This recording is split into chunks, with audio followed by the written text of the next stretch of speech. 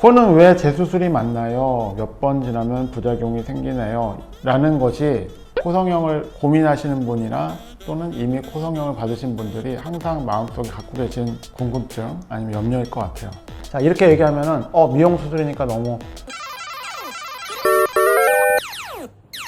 안녕하세요, 성형학개론입니다. 사실 이런 것들이 교과서를 본다든지 논문을 봤을 때 한 가지 두 가지로 끝나는 얘기가 아니기 때문에 제가 갖고 있는 생각들을 위주로 답변 드리겠습니다. 우선 코에 왜 재수술이 맞나요? 라는 게 이게 약간 일반적인 그런 염려란 말이에요.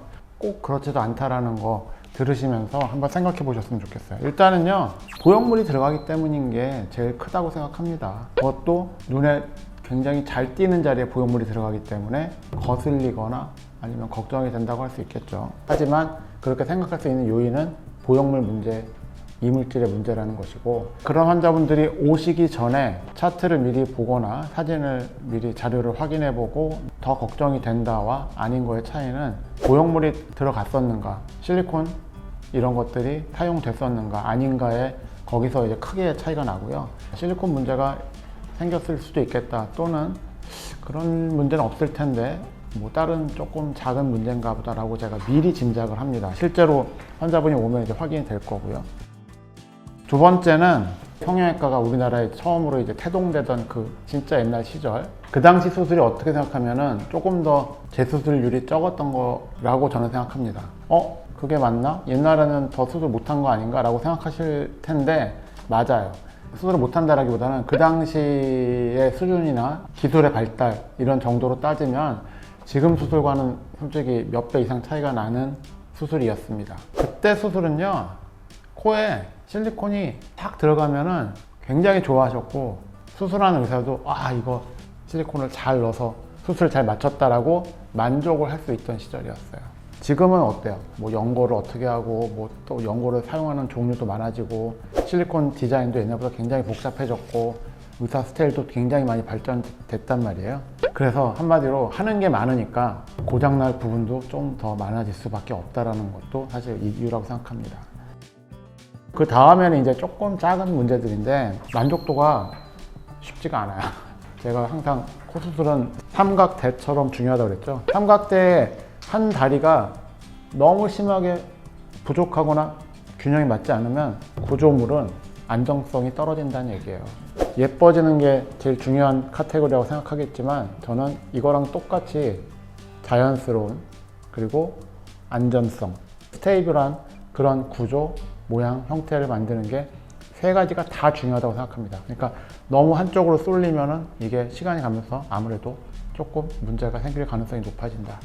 그래서 사실 코 수술이 왜 재수술이 맞냐라고 하고 생각들 하시고 물어보시는데, 보형물 넣는 건 다 비슷한 특성이 있어요. 그게 어떤 자리에 어떤 형태로 들어가 있냐의 차이고, 이 방면은 수술하지 않았지만 요새는 보형물 종류가 너무 많아져 가지고 사실 몸에 들어가는 보형물도 많이 생겼죠. 힙에 넣는다라든지. 그러니까 이런 것들이 한번 넣고 나면은 평생 동안 절대 문제가 없다라고 생각할 수 있는 수술은 하나도 없다. 자, 이렇게 얘기하면은 미용 수술이니까 너무 신경 쓰이는 일이 더 많아지는 거 아닌가라고 생각하시겠지만, 환자분들한테 설명할 때 많이 드리는 예가 치아예요. 그러니까 자기 거가 아닌 거를 인위적으로 갖다 붙이거나 사용하는 치과 치료는 문제가 전혀 안 생길 것이냐, 아니면 생기면 큰일 나는 것이냐라고 한번 생각을 해보자고요. 임플란트도 마찬가지죠. 붙인 것들, 라미네이트가 떨어지면은 또 치과 가서 치료받는 거는 다 당연하게 생각들 하시잖아요. 근데 왜 성형수술은 평생 절대 아무 일이 없을 거라고 기대하거나 믿냐라는 거죠. 이해해달라, 익스큐즈다 이렇게 말씀드리는 건 아닙니다. 하지만 사람의 몸이라는 게 그렇다라는 거는 한번 생각해보자. 더 쉬운 예를 들어볼게요. 제 가족 중에 한 명 라식을 했는데 똑같은 얘기를 하더라고요. 시력 좋고 아침에 렌즈 안 껴도 되고 안경 안 써도 되고 너무 편하다, 좋다. 근데 뻑뻑하다, 눈이. 눈부심이 있다. 이런 것들은 여러분들이 많이 알고 계시는 따라오는 그런 불편함이라고요. 그럼 이게 문제가 있는 거냐? 아니죠. 그래서 제가 얘기했잖아요. 모든 게 다 마음에 안 든다고 부작용은 아니라고. 그래서 제 가족 그 친구는 어떻게 됐냐? 나이를 먹었죠. 시간이 많이 지났으니까.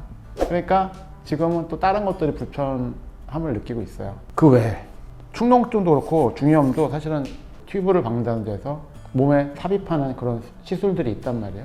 이런 것들이 평생 가는 게 아니죠. 몇 살 되면 제거를 한다라든지 유지를 하고 있다가 문제가 생겨서 제거하신 분들이 많이 있단 말이에요. 특히 저 구승구결 환자분들은 코 문제랑 항상 귀 문제는 같이 다니기 때문에 되게 제가 히스토리상 많이 듣고 있는데 그렇다고 해서 그게 문제냐? 그런 건 아니라는 거예요. 그래서 환자분들이 걱정하거나 조심하는 거는 저는 굉장히 필요하다고 생각합니다. 하지만 이게 부작용이냐 아니냐, 코 수술하신 분들은 눈에 맨날 신경 쓰는 자리이기 때문에 조그만 거라도 발견되면 재수술 받으려고 하는 분들이 되게 많이 있어요. 제가 하는 재수술에 통계를 내보진 않았는데 제 체감상 퍼센티지는요, 그러니까 진짜 염증 생기고 구축 오고 이런 분들은 재수술 환자의 10% 정도, 그 이상 훨씬 많지는 않은 것 같아요. 근데 이제 문제가 어디까지냐에 그 선을 긋자면은 휘었다든지 틀어졌다든지 찌그러졌다든지 아니면 뭐 아직도 뭐 뭉툭하다든지 여러 가지 이유가 있는데, 모양에 관련된 거는요 불만족이지 문제는 아니라고 제가 항상 말씀드린단 말이에요. 그러니까 진짜 부작용이라고 하는 거는 그런 훨씬 더 적은 퍼센티지라고 저는 판단하고 있기 때문에 코만 재수술이 많다고 생각하는 것은 아니다. 하지만 보형물이 들어간다라고 하는 거는 그만큼 우리가 위험성이라든지 나중에 관리 또는 치료에 대한 부분을 확실하게 지식을 가지시고 결정하시는 게 좋다고 말씀드립니다. 감사합니다. 지금까지 성형학개론 조기남 원장이었습니다.